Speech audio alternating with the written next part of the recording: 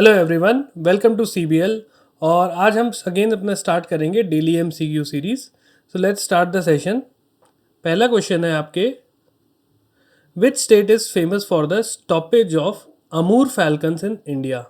सो Amur falcon basically एक migratory bird होती है, ओके और it is the longest travelling migratory bird, सबसे दूर दूर ये जाती हैं। तो इंडिया में कौन सा स्टेट इनके स्टॉपेज के लिए, रुकने के लिए बहुत फेमस है?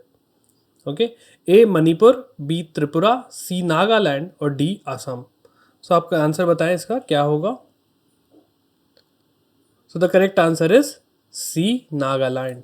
ओके, सो नागालैंड में एक बहुत ही फेमस लेक है जहाँ पे इसका स्टॉपेज होता है।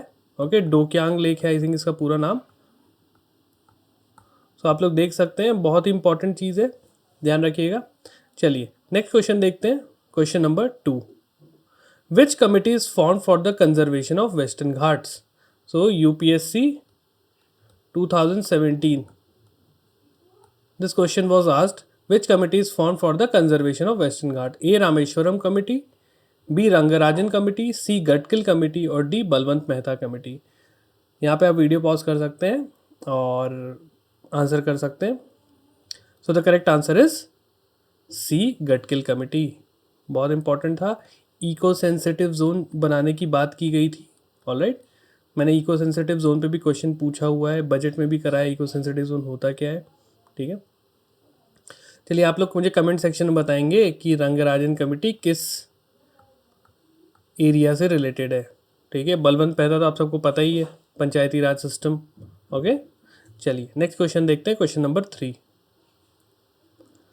Which Indian state is the first to launch a project for free internet for poor families and public offices?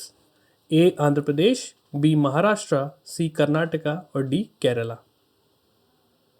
किस स्टेट ने फ्री इंटरनेट सर्विस स्टार्ट की है पुअर लोगों के लिए, पुअर फैमिलीज के लिए एंड पब्लिक ऑफिसेस के लिए? सो ऑब्वियसली इन ऑप्शंस में आपको पता ही कि सबसे जो डेवलप्ड स्टेट्स की अगर हम बात करें, be in terms of socio economic indicators और जो अदर एस्पेक्ट्स में, तो आपको हमेशा आंसर मिलेगा डी, केरला। ओके, चलिए अब देखो, ये कुछ कुछ कॉमन सेंस भी रहता है। कई बार जो बहुत नई चीज़ें हैं किसी स्टेट ने चालू की है, इन द सदर्न स्टेट्स हैं, तो नॉर्मली आपका केरला आंसर रहता है। ठीक है, चलिए क्वेश्चन नंबर 4 देखते हैं। क्वेश्चन नंबर 4 इज, Antariksh corporation that was seen in news recently is the commercial arm of which organization? Antariksh corporation किस ऑर्गेनाइजेशन का कमर्शियल आर्म है? A DRDO, B BHEL that is Bharat electricals heavy electricals limited, C HAL Hindustan aeronautics limited and D ISRO Indian space and research organization. नाम से clear होना चाहिए। So the correct answer is D, ISRO का commercial arm है। Okay, चलिए अभी recently एक नया कमर्शियल आर्म भी इसरो का बना है। मैं चाहता हूँ आप लोग कमेंट सेक्शन में बताएं उसका नाम क्या है। राइट, इसरो के नए कमर्शियल आर्म का नाम क्या है, मुझे आप लोग कमेंट सेक्शन में बताएं। नहीं पता है तो ज़रूर इसके बारे में पढ़ें एक बार। ठीक है, सर्च कर लीजिएगा आप लोग। चलिए question number 5। Question number 5 is, which of the following organization releases the ASER report? Very important report, all India educational report, survey of educational status report. कौन सी ऑर्गेनाइजेशन निकालती है? A NITI Aayog, B ministry of women and child development, C Pratham NGO और D ministry of education. Okay, ministry of education किसका नया नाम है? MHRD का नया नाम हो गया है। चलिए, so the correct answer is C, Pratham NGO निकालती है हर साल असर रिपोर्ट, जिसमें इंडिया के एजुकेशनल सिनारियो के बारे में चीज़ें बताई जाती हैं। ठीक है, बहुत इंपॉर्टेंट रिपोर्ट है, मेंस आंसर राइटिंग में भी बहुत हेल्पफुल रहेगा। चलिए क्वेश्चन नंबर 6 की बात करते हैं। Privilege partnership which was seen in news recently is associated in the joint commission meeting between India and which country? किस कंट्री के बीच में, इंडिया और किस कंट्री के बीच में प्रिविलेज पार्टनरशिप का एक अग्रीमेंट साइन हुआ है? A USA, B Mexico, C Kenya और D Morocco. So the correct answer is B, Mexico में हुआ है। ठीक है, चलिए नेक्स्ट क्वेश्चन देखते हैं। इस टाइप के जो अग्रीमेंट्स होते हैं ना, करेंट में हुए हैं जो भी, तो आपको पता होने चाहिए। चलिए नेक्स्ट क्वेश्चन देखते हैं, question number 7। Which technology company has collaborated with national skill development corporation to provide digital skills to women? So the correct answer is, women को डिजिटल स्किल्स प्रोवाइड करने के लिए किस कंपनी ने नेशनल स्किल डेवलपमेंट कॉरपोरेशन के साथ tie up किया है? A Microsoft, B Amazon, C Facebook और डी कॉग्निजेंट? तो the correct answer is A Microsoft ने किया है। ओके, चलिए नेक्स्ट क्वेश्चन देखते हैं, question number 8। Consider the following statement regarding national action plan for climate change. बहुत इंपॉर्टेंट ये आपका हमारा प्रोग्राम है गवर्नमेंट ऑफ इंडिया के द्वारा, ठीक है। तो चलिए बताइए, इसके ऊपर 2 स्टेटमेंट्स मैंने दिए हैं, क्योंकि आपको पता है कि आजकल स्टेटमेंट्स वाले क्वेश्चन भी पूछे जा रहे हैं हमारे स्टेट सर्विस एग्जाम में, ठीक है। सो पहला है, there are a total of 10 missions under the national climate action plan for climate change, ठीक है।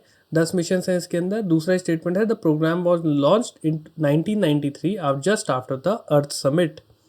सो बताइए कौन सा, which of the following statement is और आर इनकरेक्ट? इस पे फोकस रहेगा आप लोगों का। बहुत लोग हमेशा करेक्ट के चक्कर में ये वर्ड भूल जाते हैं और गलत कराते हैं क्वेश्चन, ठीक है। तो बताइए, A 1 only, B 2 only, C both 1 and 2 या D none of the above? So the correct option is C, both 1 and 2. Okay. So the correct option is C, both 1 and 2.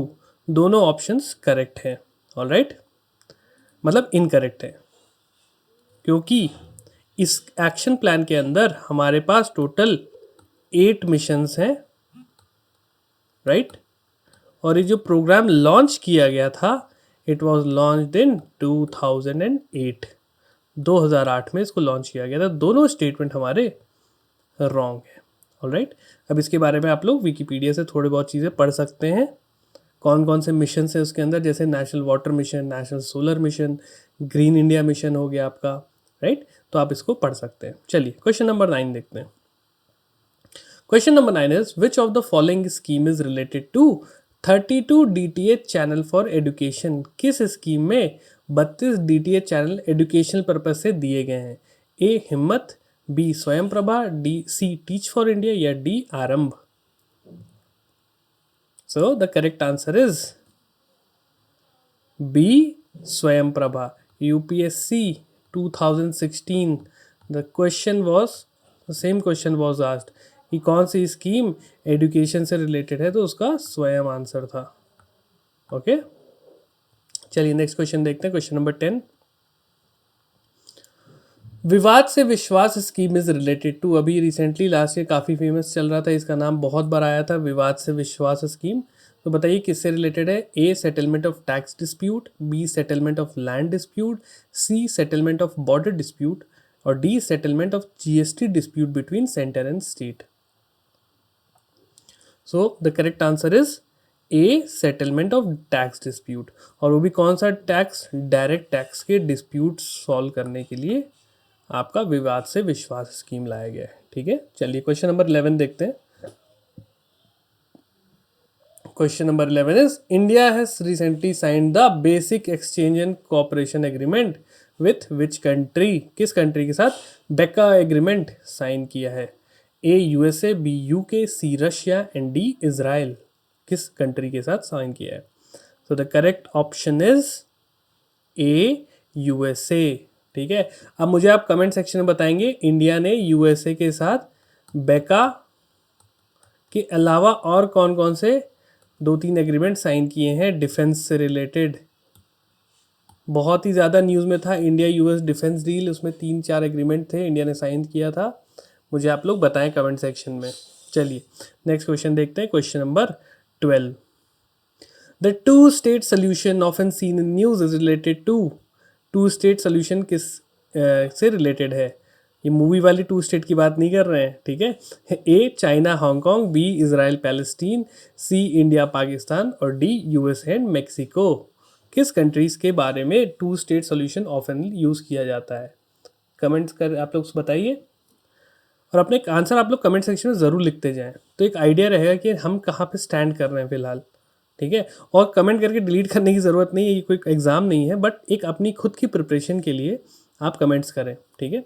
चलिए, so the correct answer is B, Israel and Palestine के issue को बोला जाता है the two state solution. Alright, चलिए next question similar lines पे। One country two system is often seen in news in the context of, किस countries के बीच की सिचुएशन को वन कंट्री टू सिस्टम के हिसाब से कंटेक्स्ट में बोला जाता है? A China Hong Kong, B India Pakistan, C Israel Palestine और डी यूएसए एंड मैक्सिको। बहुत ज़्यादा न्यूज़ में था 2020, this was in huge, right. So ए बताइए कौन सा आपका ऑप्शन है? The correct answer is A, China and Hong Kong. मैंने पहले ही बोल दिया ए, राइट। तो ये चीज़ ध्यान रखिएगा, कंफ्यूज मत होइएगा, टू स्टेट सोल्यूशन और वन कंट्री टू सिस्टम। तो चाइना, हांगकांग एंड मकाऊ करके जगह है, इससे रिलेटेड रहता है, ठीक है।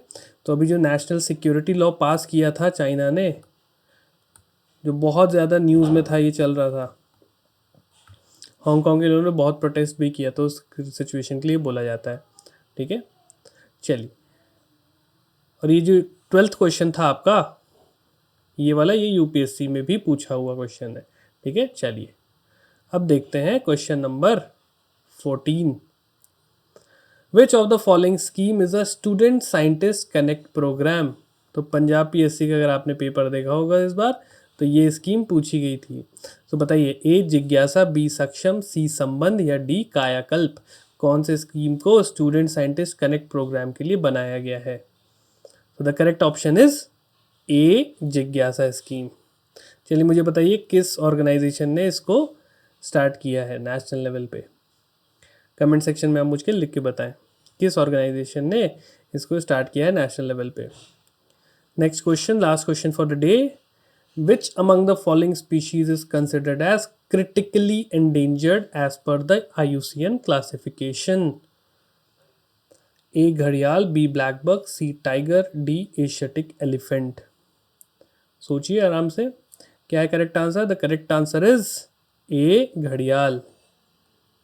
घड़ियाल आपका जैसे ही नाम है दिमाग में आना चाहिए चंबल रिवर।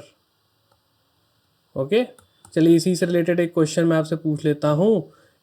टाइगर आपका किस कैटेगरी में आता है IUCN क्लासिफिकेशन में, ये बताइए। सेकेंडली आप बताइए, चंबल किस रिवर की ट्रिब्यूटरी है? Chambal is the tributary of which river? और चंबल रिवर का सबसे इम्पॉर्टेंट एस्पेक्ट क्या है जो हमने NCERT में भी पढ़ा हुआ है? चंबल रिवर कुछ फॉर्म करती है, हिंट दे रहा हूँ मैं आपको, बताइए। हमने NCERT में भी पढ़ा हुआ है, ठीक है। So this is all for today. आप मुझे कमेंट सेक्शन में ये सब बताएं करके। चलिए, so this is all for today. I will see you in the next video and have a very good day. God bless you.